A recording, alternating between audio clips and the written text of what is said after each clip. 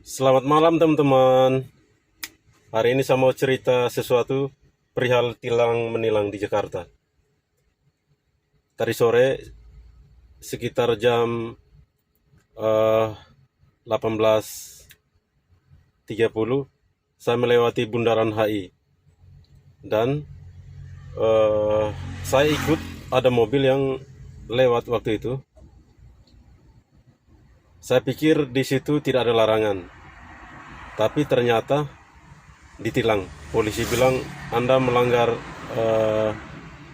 verboden.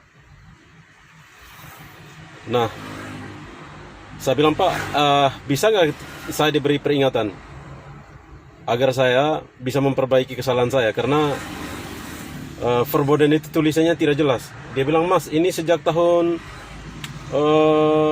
gubernur-gubernur sebelumnya sudah ada larangan seperti ini. Yang menariknya adalah ketika dia mau bikin surat tilang, saya kemudian bilang, Pak, ini saya berikan uang saja supaya saya jangan terlalu repot nanti ambil. Ketika saya memberikan uang, apa yang terjadi? Polisi malah menyeberangi saya ke jalan yang seharusnya ditilang. Ada dua hal yang saya mau catat. Pertama, soal tilang menilang itu.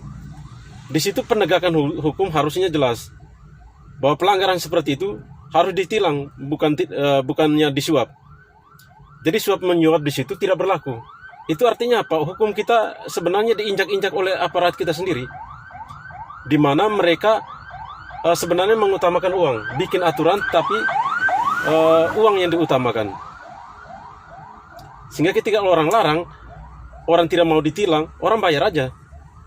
Jadi hukum kita mudah dibayar.